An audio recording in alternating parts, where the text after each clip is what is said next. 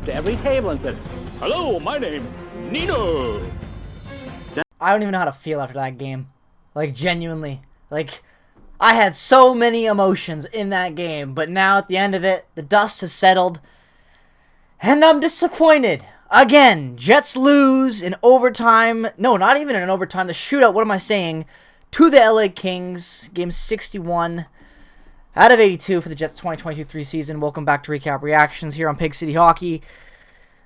Make sure to subscribe before we get into this video, because we're going to be getting into a lot of things with the trade deadline coming up.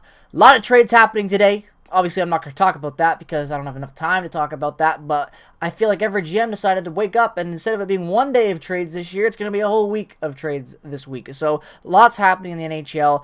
Jets still looking, apparently, according to Elliot Friedman. They're still out there. That's all that matters. So make sure to subscribe and turn on notifications to stay up to date with all things Winnipeg Jets as we get closer and closer to the trade deadline. But yeah, let's talk about this game. This game I was so hyped for. And I just wish that I could just be so ecstatic about this game and doing a backflip off my bed into the chair and screaming about how the Jets just won, but they didn't. They got a point. They lost in a shootout, so that's nice. Don't get me wrong. This is an important game to win, so getting a point is nice. At least it snaps the pointless streak, but it's been a rough one, as you guys know. So they needed to win this game, and they had this game at so many moments. Like, it was 2-0 at the end of that first period. Like, I'm not going to say, oh, you know, like, I'm happy that the Jets played a good game. And I am. Don't get me wrong. They finally scored even strength goals. You had Josh Morrissey having a 4-point night, almost a 5-point night. The man was insane in overtime. And they had good looks, but it's just what tonight was the Jets woken up.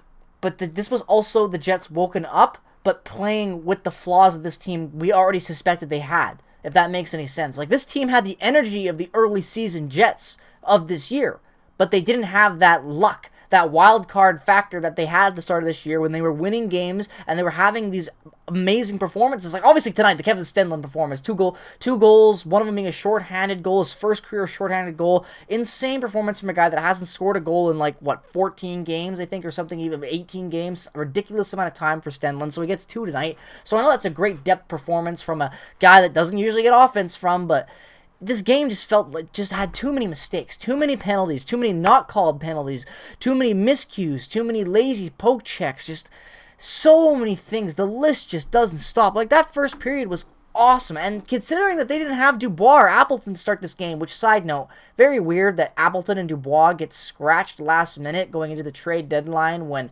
Dubois just won't be shut. They won't shut up about Dubois going to the Habs. Obviously not now, but still. So I'm not saying he's getting traded, but weird that they both get scratched like that. I'm not buying injury. I'm thinking something might be going on there. But I'm that's just my my superstition kicking in. But you know, Niederreiter's first game tonight, he was great. Like, Niederreiter was awesome tonight.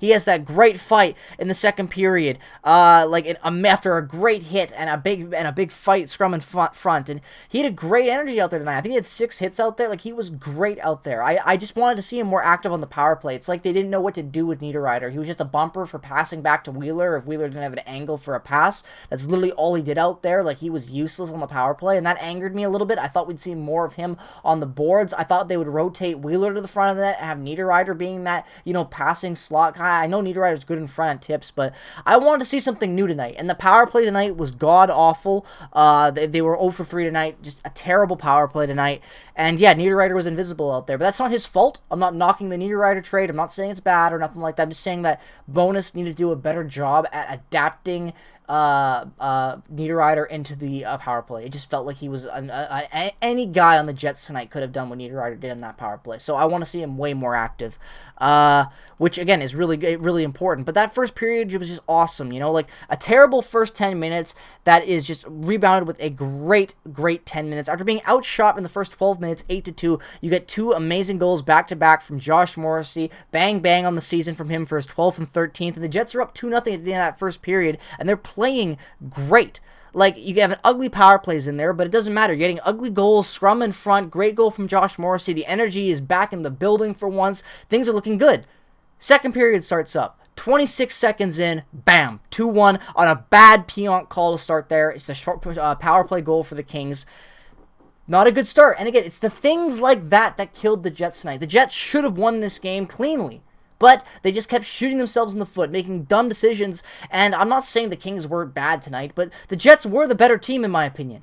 What the Kings were able to do was take advantage of a really stupid decisions the Jets were able to make, and they ended up getting the 2 points out of it in the shootout because luck. I don't know. The shootout sucks. I don't care. But you know, there's still lots of energy in the building because Kyle Connor, KFC's back in town. Let's go get some chicken. It's 3-1. Jets are electric again. The building's electric again. Then Anze Kopitar strikes again. Anze Kopitar gets 4 goals tonight, ladies and gentlemen. 4-goal game for Anze Kopitar. The second time that has ever happened to the Jets since coming back that a player scored 4 goals on them.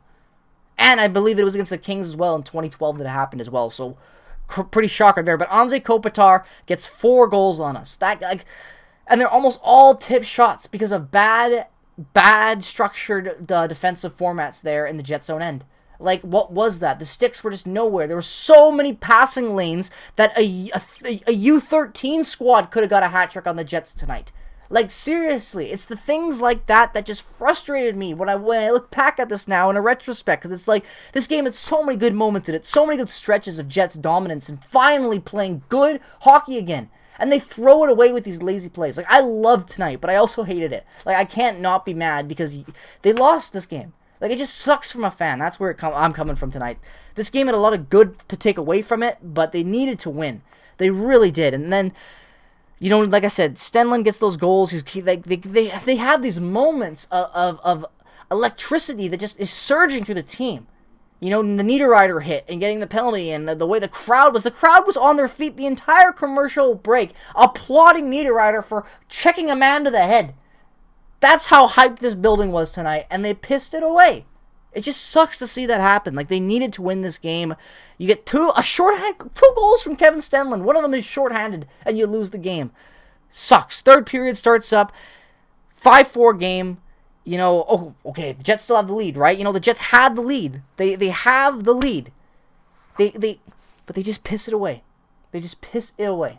It doesn't matter how many times the Jets do this, you get a goal from this, that, because it just Kopitar. That is the LA Kings tonight. Every time the Jets did something good and had a good stretch, Anze Kopitar would answer back and say, and keep this game in reach for the Kings. It's a good third period outside of that 5-4 tying goal. Bad power play again. Nothing can happen. Some looks, whatever, blah, blah, blah. It doesn't matter because the Jets, they have the lead, but it just feels like they're kind of getting, you know, they need to get another one. The lead did not feel safe tonight. And it wasn't because 5-5 with 4 minutes to go in the third period. Runs into overtime. Overtime is electric. So many opportunities by the Jets. And again, shoot the puck. When Kyle Connor, Mark Scheifele, and Josh Morrissey were out there for like that final minute in overtime or whatever that was so pathetic to watch. And I don't want to hear the arguments about, they didn't have the lane, this and that. They had the lane. Just take quick shots on net. And, like, something is better than nothing. Time is running out. Like, you need to win that game. And you're doing these pretty passing plays again. Shoot the puck. Please. I don't know what, just little moments like that where you get all this pressure in overtime nonstop, and then when they finally get a really good look with 3-on-2 or 3-on-3 in the Kings zone, nothing really comes of it. It just sucks. And then, you know, the shootout happens. Blake Wheeler was shit in the shootout. He was shit in overtime as well. I don't want him playing in those situations. Please just don't put him there. And also, get the fuck Blake Wheeler off power play 1. You know why Power Play 1 sucked tonight? Because they couldn't get the puck in because they had no puck movers on there that were actually good and fast at moving the puck on a situation like that. Look at Ehlers. Ehlers was the only really legit power play threat on the second unit, like a real power play caliber player, and he was able to get those guys playing like a well-oiled machine tonight with how he was able to carry the puck into the zone on that second power play. With like 30 seconds left, they were better. And I'm not saying the power play was good, because it wasn't. Both of them were shit, but, like, it's just elements of it where you can see that there's good power plays. This is a good team. It's just tweaking it right now. Bonus has got to get this shit together, get this team working hard at practices again, and Chevy needs to make more trades. Like, there's a hole still. We need top 6, and we need defense now. Now I'm starting to see it. Like, I do not want Brendan Dillon making stretch passes in a tie game like I saw tonight. That was yikes. Lots needs to happen, guys. This was a good game, but we're in a tough spot right now. Let's pull up the standings as I always do, at the end, because I don't have them pulled up. We're 4th in the Central, ladies and gentlemen, now. 4th in the Central, 1 point back of the Avalanche. Avalanche have 3 games in hand on us, too. We're screwed if we don't win the next couple games.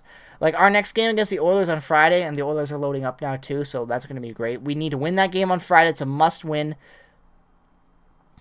Basically, we need to win our next 4 games. We need to beat the Oilers on Friday and on Saturday on the back-to-back. We need to beat the Sharks on Monday.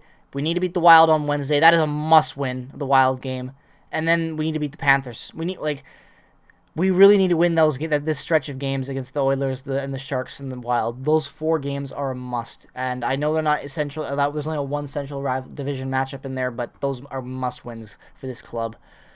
But yeah, you know, I'm happy with a lot of improvement in this game. Don't get me wrong, but lots needs to happen if this team wants to really improve. So let me know your thoughts down in the comment section below, as always, on this rough game. I appreciate your thoughts, as always. I love reading your comments. Make sure to subscribe, like I said at the start of the video. Check me out on Twitter, Instagram. Check all the other affiliate links down in the description below. Peace, love, and positivity. As always, have a great rest of your day. Go, Jets, go! And I'll see you guys in the next one.